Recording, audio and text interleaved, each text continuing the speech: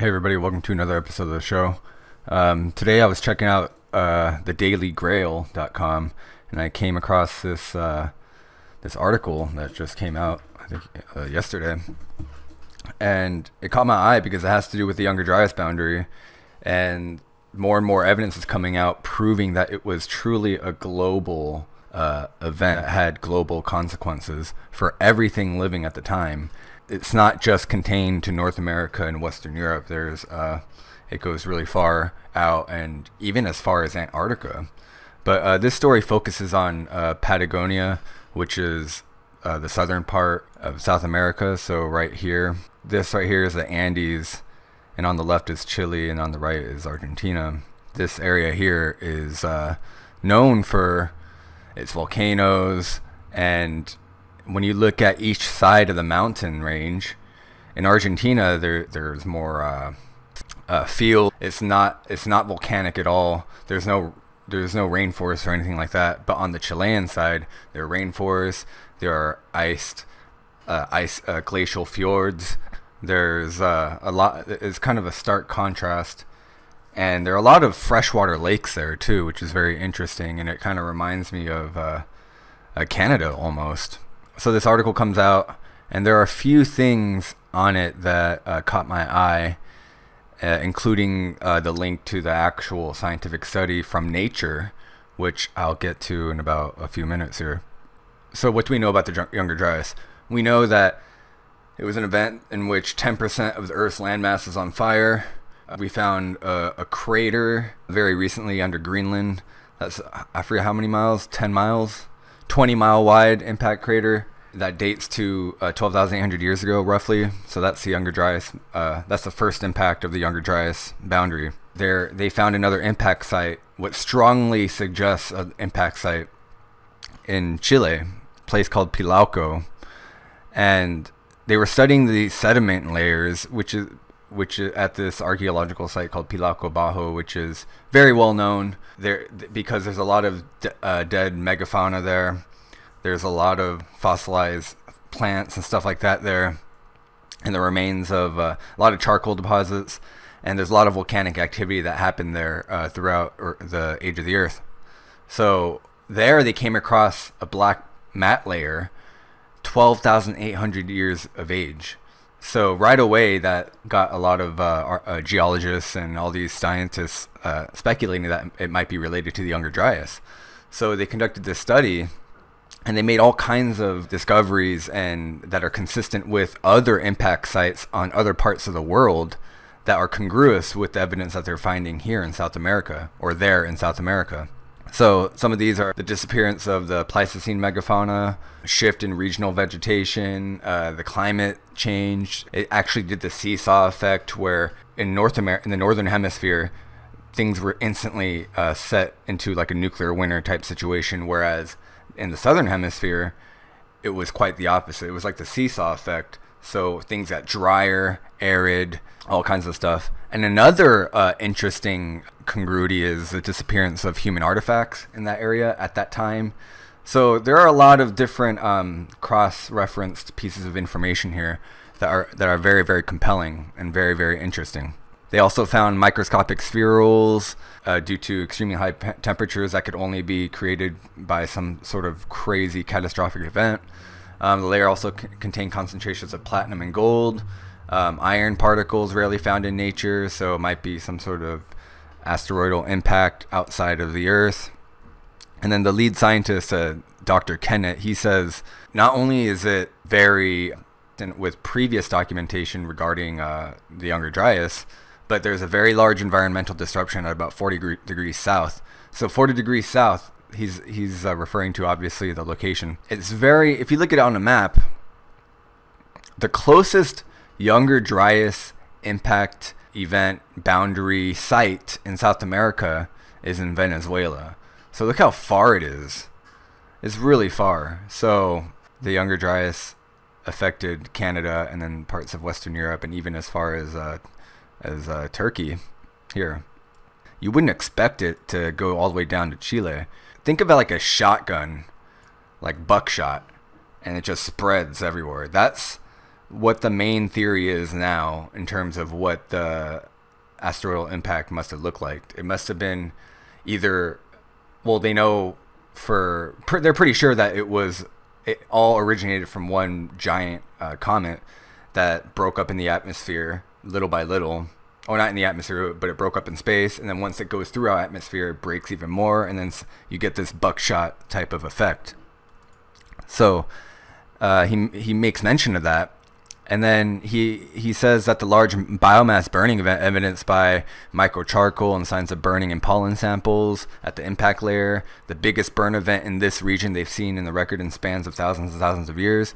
Is it a coincidence that this coincides with the Younger Dryas? I mean, the dates are very, very compelling. I opened this link and I read this. I highly recommend you guys read this article out of Nature, because it comes with facts, figures, and then a deeper understanding. Here's a better picture of what I was just talking about. So these are all the different impact events. So here's the one in Venezuela, and then here's the one in Pilauco. And you can see there's only 2 impact sites at the southern hemisphere. And Pilauco has more smoking gun evidence than any of the other ones. And you can see all these other impact events. So it's very, there no doubt about it, in some regions they're very condensed impact sites, like the east coast of the U.S., for example. But then there's the one in Greenland there. For the most part, it's spread out. So, man, we must have crossed some sort of stream and just got lucky that day, because we passed the Taurid meteor stream, the Perseids, all of these meteor streams every year at very certain amounts of specific time frames. And the Younger Dryas supposedly happened in July, I think, and the Tunguska event of 1908, which was a fraction of the power of what this was, a fraction of a fraction. That also happened near the summertime, when we're within that window where we crossed through the meteor stream. So it would be interesting that humans who survived would consider those dates with some sort of significance, or bookmark it with some sort of significance. And I'm sure, I can't recall exactly, I think the Sumerians talked about it, but Halloween is one of those times. Halloween, during that time period in October and November, we're crossing the freeway, so to speak, of this meteor stream. And October 31st, we got hit with something a long time ago, and it just stuck with us as culturally, as I guess as a global culture, so to speak, of our ancestors. They knew that Halloween was associated with this dark day that happened a long time ago. So that's very interesting. So anyway, I took some bits and pieces out of this that we can go over quickly, that I thought were interesting, but I would highly suggest you guys go check this out, and I'll have the link in the description. So one of the first things, the Younger Dryas boundary layer. So basically, if you guys are confused about that, basically multiple airbursts and impacts produce this layer at these impact sites, and they have platinum, spherules, melt glass, nanodiamonds, and they form an isochronous date at over 50 sites. So isochron means a single event, a single isolated event that happens, so everything can be traced to this event. So the Younger Dryas was an isochron event. So biomass burning, brief winter, climate change, extinctions of megafauna, all these things are consistent with the Younger Dryas impact event. So in Chile, they found a peak in charcoal abundance. This is antiphased with northern hemisphere cooling at the Younger Dryas onset. Oh no, I'm sorry. So the peak charcoal abundance it suggests that there was things were on fire for intensely for a while, and then after that, instead of getting thrown into a nuclear winter, for some reason it was antiphased with northern hemisphere cooling, whose rapidity suggested atmospheric linkage. So they're saying it's linked with the other events that happened in the world at 12,800 years ago during the Younger Dryas. And then the disappearance of the mammals and the cultural remains. The sedimentation rate offers high chronological resolution. So the Pilauco site is very popular with archaeologists to study there, because there's a lot of information there, and a lot of sediments that are so rich that it offers a high accuracy in its within the sediments themselves. Because of that, and I think there's a picture of the sediment. Yeah, here. So this is just an example.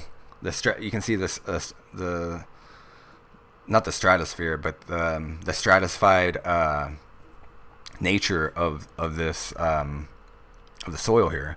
So there's a lot of information here, and they can get a high resolution look at what happened precisely during the Younger Dryas period.